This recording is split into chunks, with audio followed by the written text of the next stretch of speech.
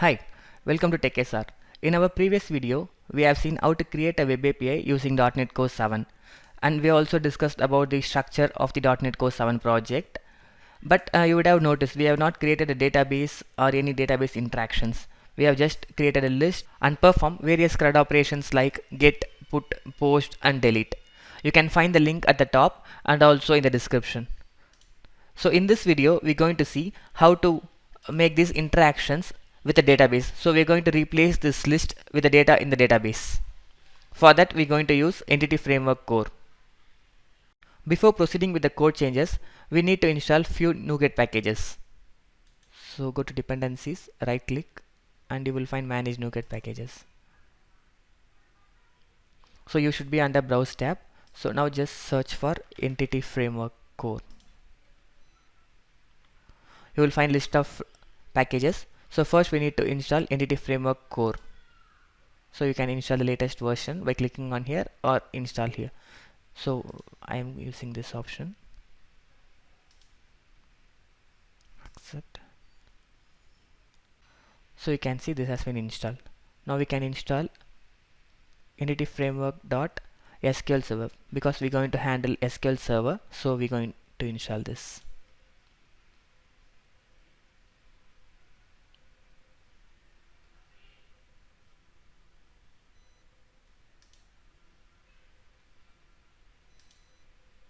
Okay, so this is done, and then last is the tools. So why do we need this? To perform some operations like migrations, like I will showcase to you now. There are two options available. One is the code first approach and another one is the database approach. So we can discuss both. First we install this package.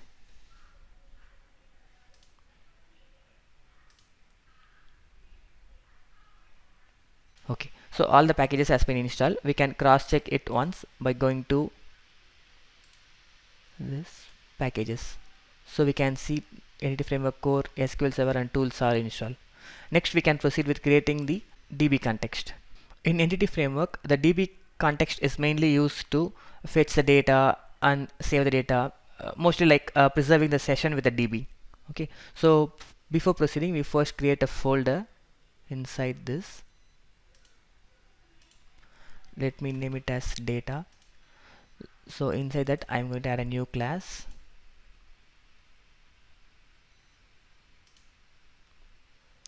So we can name it as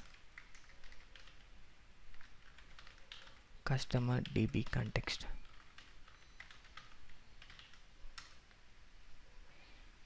Okay, so the class is created. So we need to extend this class from DB context.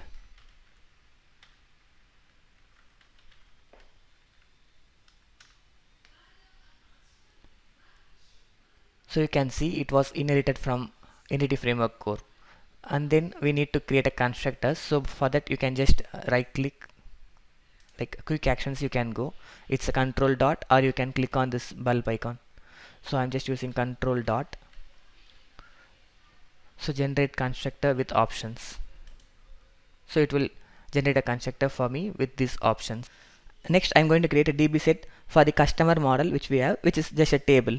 So I can just use a key shortcut like prop tab. It will create a property. So I can use DB set and model name is customer. And what's the table name I need to be created? So I need table name as customers. So we are done with the DB context file. Next we need to create a connection string. So for that I need to open SQL server and fetch the connection string details.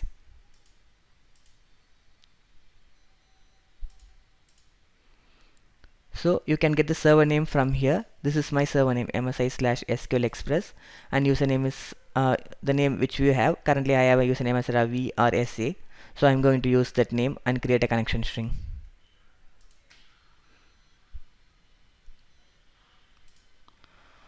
So I can get to app setting.json file.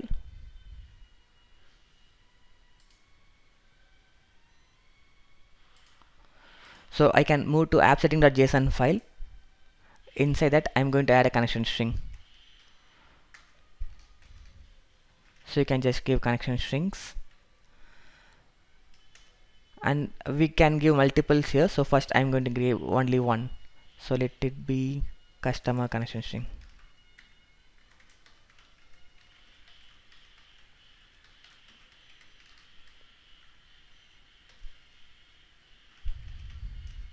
So my data source is the server name which I had.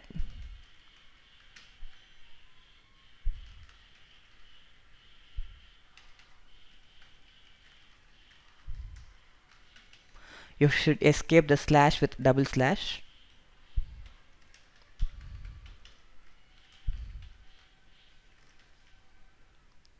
Initial catalog is a database name which I need, so I'm going to have a database name as customer API demo.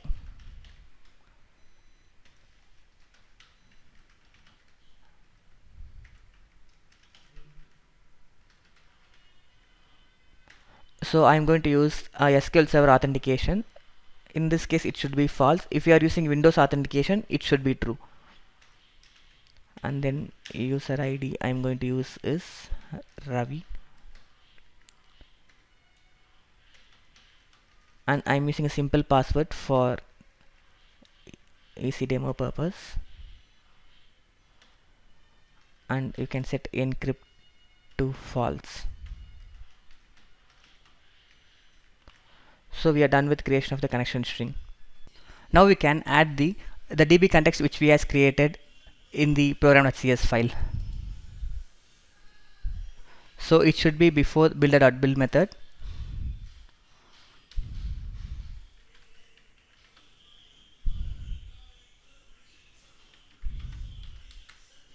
Service dot, we're going to add DB context, and we should mention the DB context name here. In our case it is customer DB context.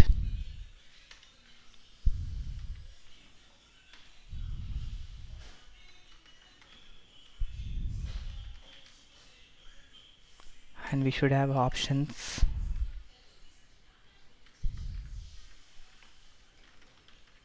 Options dot, we're going to use SQL Server, so we can use that.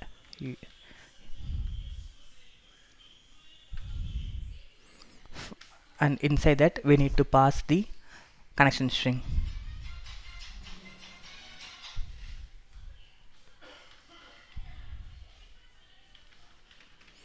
So to get the connection string we need to use builder.configuration.getConnectionString, and the connection string name we have here is, we can get it from the app setting.json file. It is customer connection string.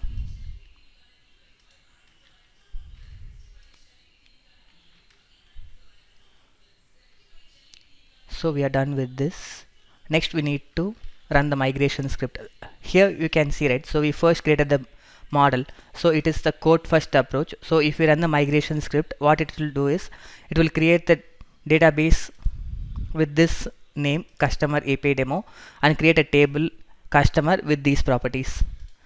Let us try that. So for that we need to go to tools, package manager console.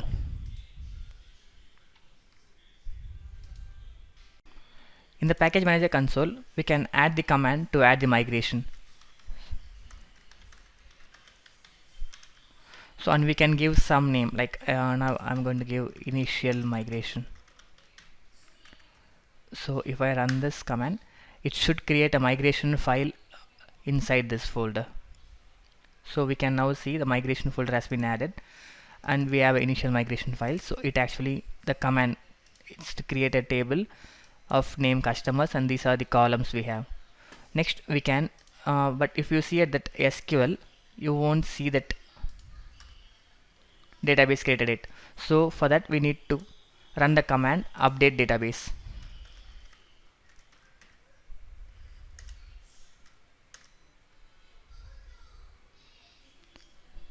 Now if you look at the database, it should have created the database and also the tables. So the database has been created like customer API demo, and inside that we should have the table named customers. So you can look at the property using a design. So these are the values we created, and if you look at the select statement, it should not contain any records. So the migration is completed. Now we can see how we can connect to our CRUD API, like the API which we have created, right, for get, put, post and delete and all. So we can test it one by changing the code now. Now we can inject this DB context inside our controller. For that we need to define the constructor. So you can just type CTOR and tab. It will create a constructor for us, and we need to have the DB context to be passed here. So the DB context we have here is customer DB context, and we can give a name customer DB context. So we need to create one private variable here. So this is a general dependency injection practice.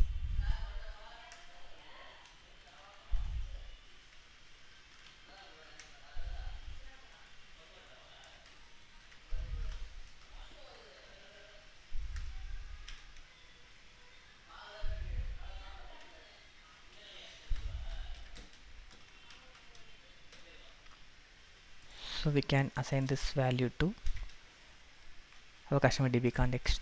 So we have registered this now.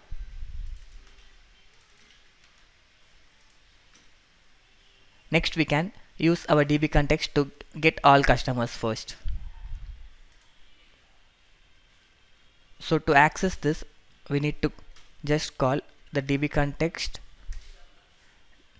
dot that what is the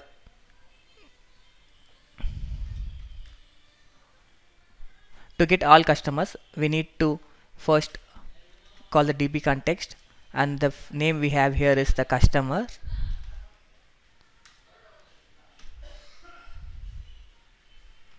We're going to get all the items as list. So we can use the async method.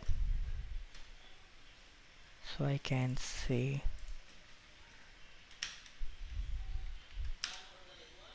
customers equal to customers.getList.async. So now we can use the task here, like async await method, which will help us in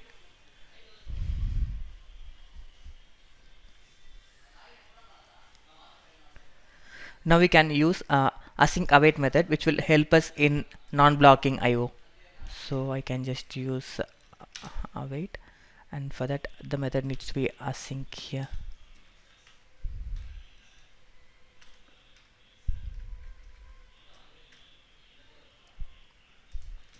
So we can test this method now to get all the customers.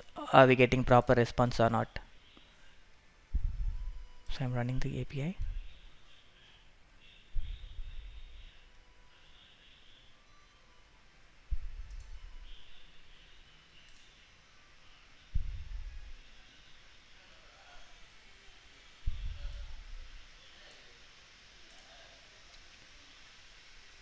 So we're going to test this method.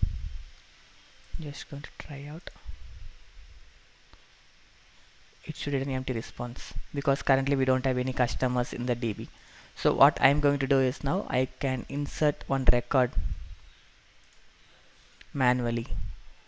Let's say first name as my name here and city as Chennai. So I have added one record here. I can recheck it by select statement. So if we run this API again, we should get that name. We are getting this record. So our DB connection is successful and we are able to get the records from the DB.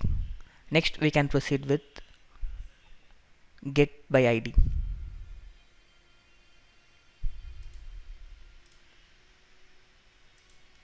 Now we can do the same to get the customer by ID. So I am just going to reuse this customer equal to wait customer DB context, and the context name is customers. I'm going to get first, right? So I can just use first or default async. So we have all the data here and I don't need this information now. So this remains same, and we need to convert this method a little bit.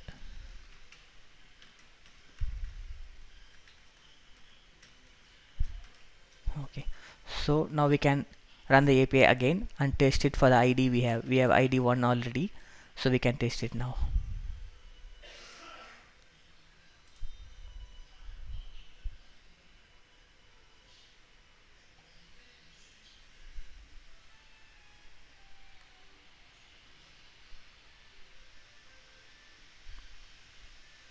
So we have the get customer by ID.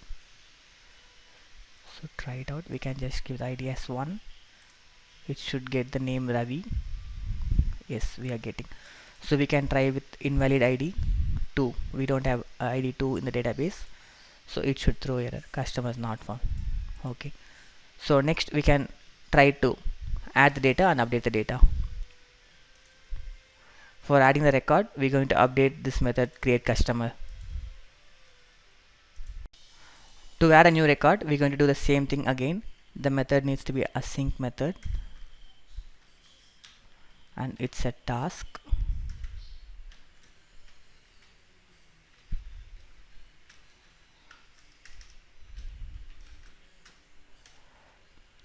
So we can call method to add first, dbContext dot customers dot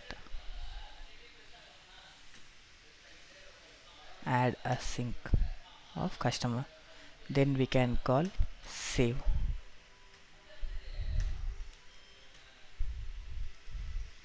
dbContext dot save changes. So it will save the changes,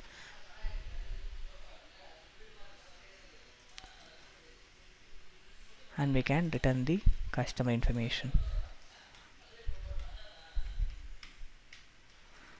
So now we can try to post a record and see if it is saving the DB or not. So I can run the application again.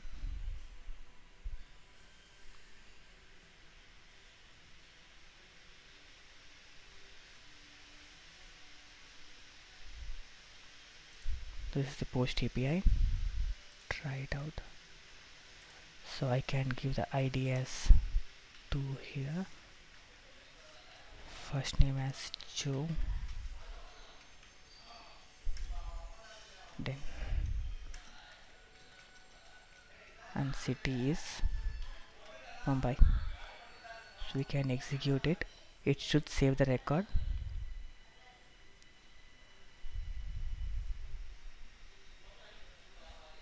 So it says the ID column is identity column. So what we can do is we can remove the ID here because it is a primary key there. So we can execute again. So data is inserted. We can try inserting one more record.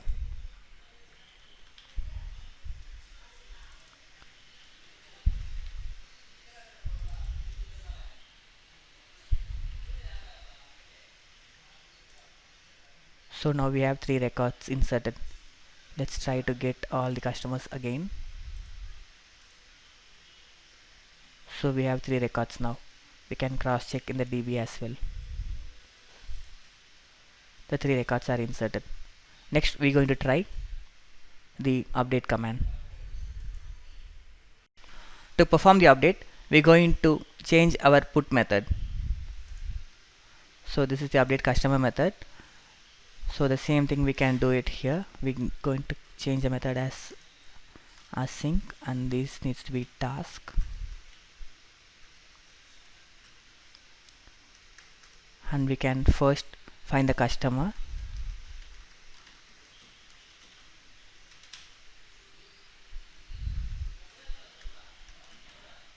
dbContext dot customers dot find async.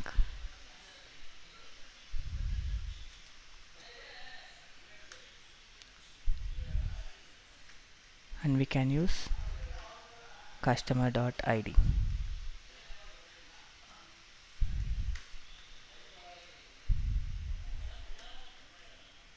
So we don't need this for now. So the customer is not null. We're going to use this to update the records. Once everything is done, we can call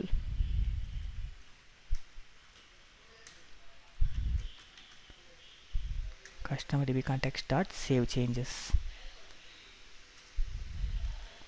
So this will update the data in the database. So we can run this now and see are we able to update the data properly.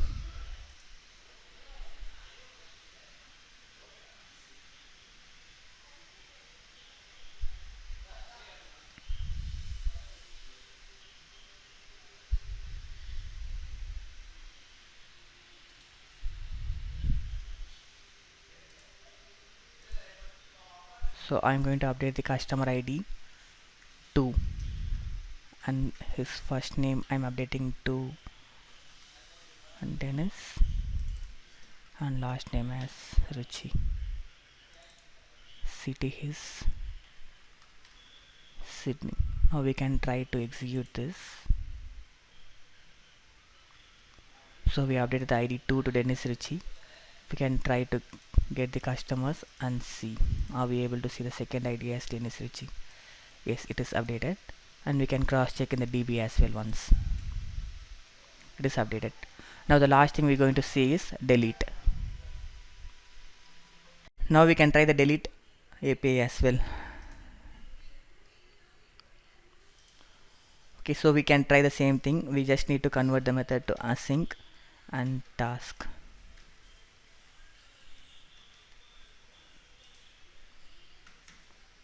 We can do the same thing here. db context dot customers dot find async by id. So once we get the customer, we can check for null. If the customer exists, we can delete the customer. So db context dot customers dot remove the customer. Once we removed, we need to save the changes. So we can remove this line. We don't need this. We just need to check if the customer is removed or not.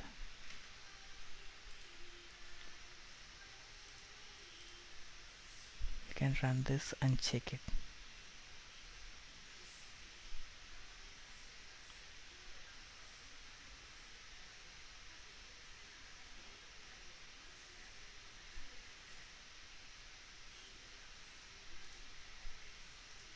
So we can pass id 2 and execute it.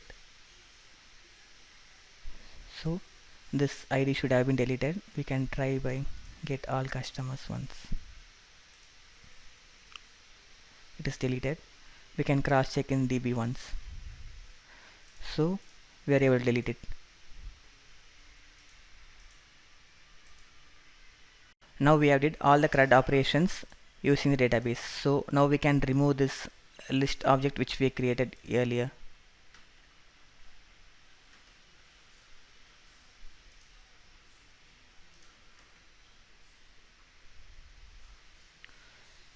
That's it. So we are good with the changes. In our next video, we can see how to segregate this controller using the services. Because as a good coding practice, the controller should be lightweight and most of the logic should be in the service. So we can try that. To get more useful information like this, subscribe to TechSR. Thanks for watching.